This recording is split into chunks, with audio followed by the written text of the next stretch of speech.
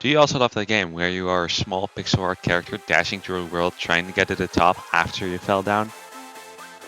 Me too. Welcome to Etherloop.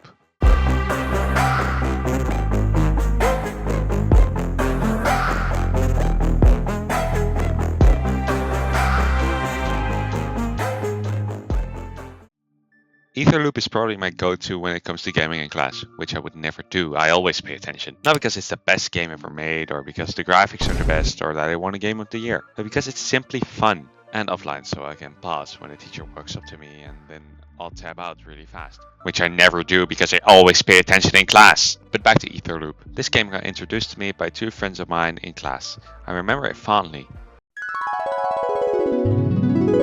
Hey man, you should really try this game Etherloop. It's really cheap.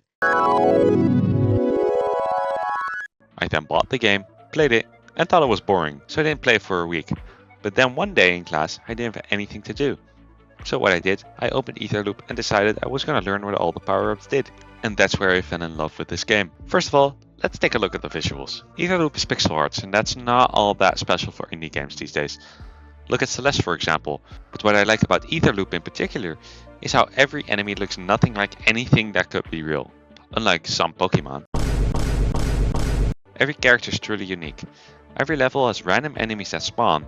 There are tier 1 enemies that spawn a lot, then there are slightly less common enemies, and then there are enemies that you might not encounter at all in their dedicated level, because they are not guaranteed to spawn. However, if you encounter one of these enemies, they have a 100% chance of spawning a chest with an item. Now for the items. Some of the items are confusing to make out what they are. Like this one. For real, tell me what this is. This is the only one I haven't figured out what it is yet. But other than that one, all the items speak for themselves. Okay, some of them don't. Okay, most of them don't make sense at all, but if you see an axe on the ground, you would assume it would make you shoot 2 extra bullets, right? Right? Right guys? Stay with me here, I swear this game is great. The environment isn't all that special. The cave layers you play in are all procedurally generated, but let's not get off track. We're just talking visuals here. I'm saving the mechanic nerdy shit for later. Layer 1 is a basic cave, cool crystals, with enemies that are based off blue and red crystals. Layer 2 is more purple and has a theme of plants and glowing little trees, with enemies moving like slugs, one enemy being an overgrown little rock creature. Layer 3 is just your basic ice level. Enemies shoot ice things and laser beams for some reason, and the floor is a little bit slippery. Layer 4 is themed around magma, with lava pools and a floor that looks like the Minecraft magma block texture. The final layer is the most basic, but still really cool. This layer is void themed and doesn't have anything other than enemies. No small decorations, no shopkeeper, absolutely nothing but enemies. Now for the mechanics. You are this random dude riding your walrus thingy, I guess, as we all do on a random Friday evening, right? Until all of a sudden you get pulled in by some tentacle thing. You fall into a cave and grab a gun from this dead dude. He also has this amulet you pick up, but there is literally nothing. You can also just not pick up this amulet and nothing in the game will change. After you pick up the gun, however, you will go through the level killing enemies, but every layer has 2 things. A shop and a mini boss. You can choose not to kill anything and go straight to the hole to bring you to the next layer, but you will be too weak for the boss at the end of the layer. There's always one mini boss on every layer, and it's always random which one of the 2 from that layer will be the boss in your current run. Some of them are easy, others should be removed from the game and never come back. Fuck you, I hate this stupid bee on layer 2. Why is it so powerful? It doesn't make any sense. These mini bosses drop a chest that drops a gun. Every layer the gun you can get from the chest changes, having a more powerful gun inside them the deeper you get into the cave. There are also things that do not 100% chance spawn in your run. These things are the second shopkeeper. This guy shows up with cooler items and way more aura and just sits there in the middle of a room full of enemies, unlike this pussy little worm creature over here. This guy can only spawn in 1 layer each run. You can buy stuff just like at the regular shopkeeper. I forgot to mention that you get coins by killing enemies, but I hope you aren't stupid and already figured that out on your own. The second thing that can spawn is the arena. You can choose not to interact with this, but if you do, you get trapped in a circle and enemies will spawn for 30 seconds. After this, the circle opens back up and you get an item.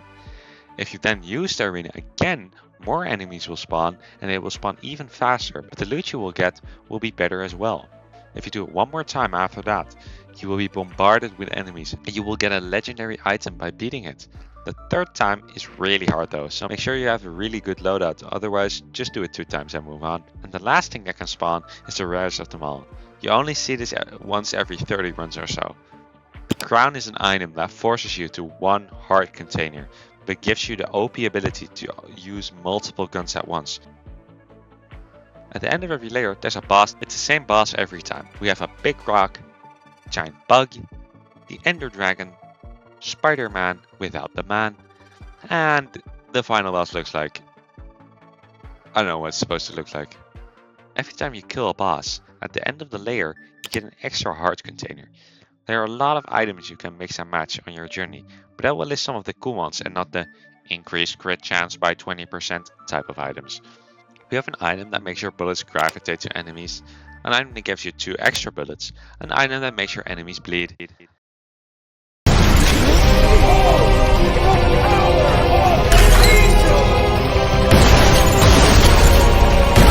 an item that makes your enemies burn, and an item that blows your enemies up. Now for the legendary items, these are really rare, so if you get to have multiple of these at once, it's super OP. We have the planet. This one makes the bullets of your current gun circle around you like you have the same gravitational pull as Queso. Then there's a really bad one.